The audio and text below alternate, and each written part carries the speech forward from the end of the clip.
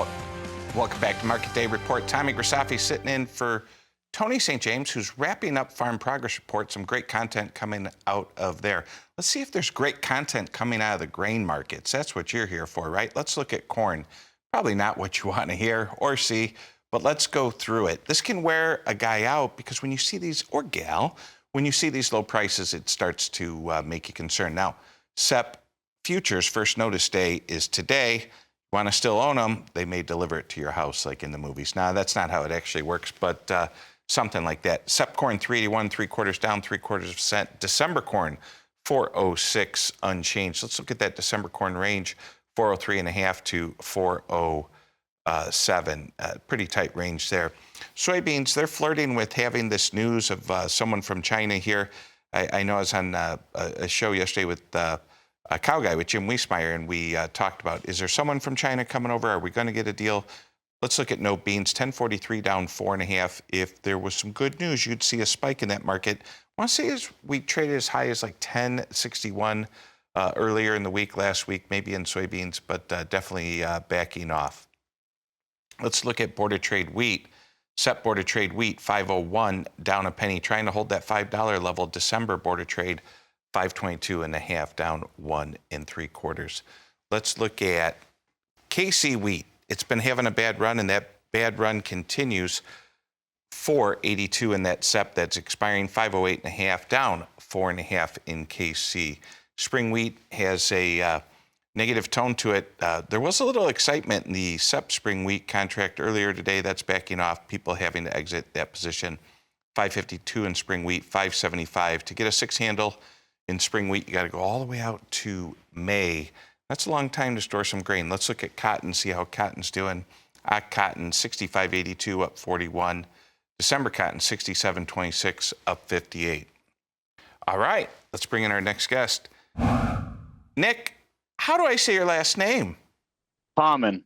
I didn't want to mess that up live on TV, so I'd give you a shot at it. And congratulations. Yeah, I understand still in the baby making business over there. Number 5, congratulations. Surprised you have time to be on with us today, but you probably could use a little break, right? Yeah, I gotta pay the bills somehow. So I don't pay the bills changing diapers. So, but stage is yours. Let's talk corn, wheat, and beans, my friend. Yeah, well, we had a good export sales on new crop corn and beans this morning, exceeding expectations on both. In fact, corn was well over the estimated amount. So I think there's some hope that coming into the session today, you'd see a little bit of positivity. And corn's starting to show a little bit of that, but it's pretty limited. And to your point, beans here under pressure today. It sounds like there's Chinese officials in the U.S. trying to have some kind of negotiations going on, but we're not getting any support from there.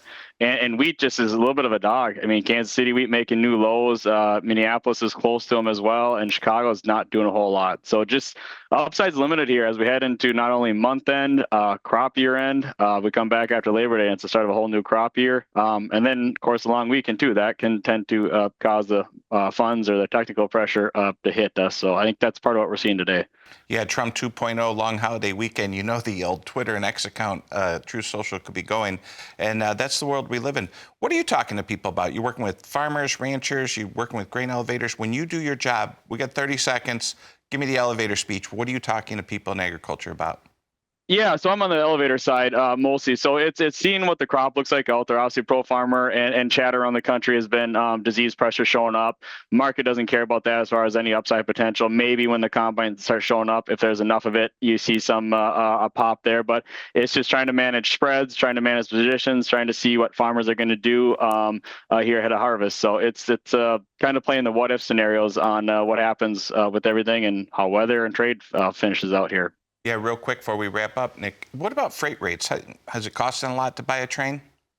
Yeah, well, I mean, it's you're starting to see a shift off the, say, the P&W market right now, where typically you'd see beans going to export in the fall. Now you're seeing more corn. So yeah, people are trying to buy up freight. Truck freight's getting expensive as we're trying to fill the truck markets with the slower export program on the bean side. So and a lot of it just depends where you're at too, the size of the crop and what demand looks like. But it's definitely picking up a little bit.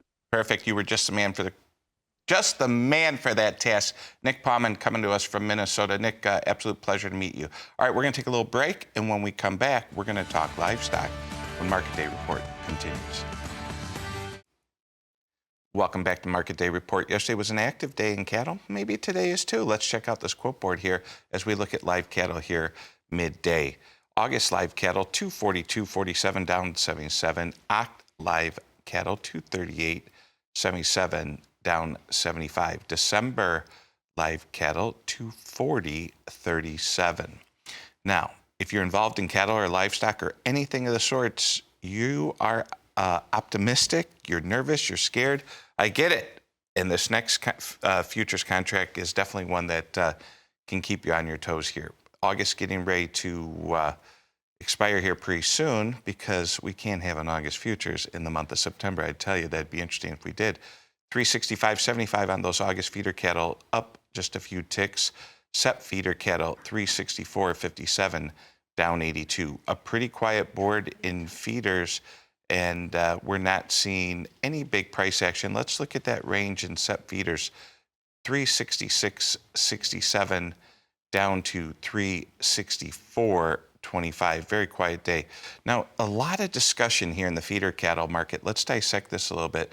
I was part of a meeting out in Dodge City last Friday, and the analyst who spoke said that he was, all the people want to raise their hand and say, is this feeder cattle market overpriced?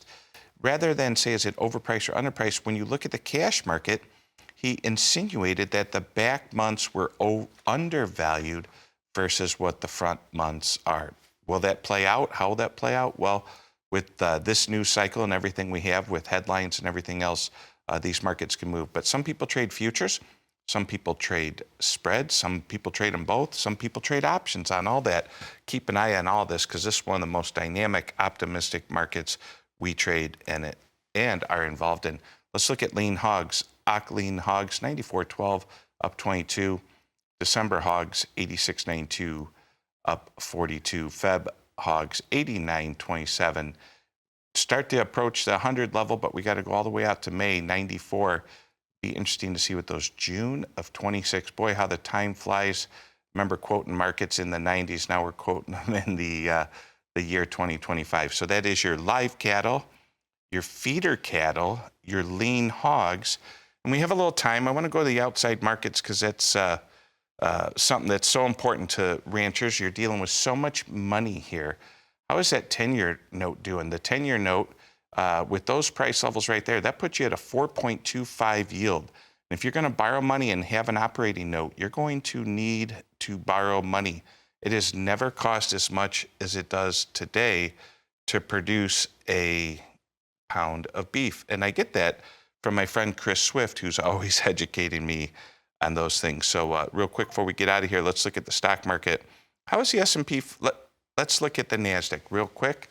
NASDAQ up 58 with NVIDIA earnings out. Well, that's it for me for Market Day, but I'm going to hand it over to Suzanne, who's probably got another great story loaded up. I definitely do have a great story. I saw that teleprompter moving. Yeah, I don't know what's happening. Things are going squirrely in the studio. Magic. Thank you, Tommy.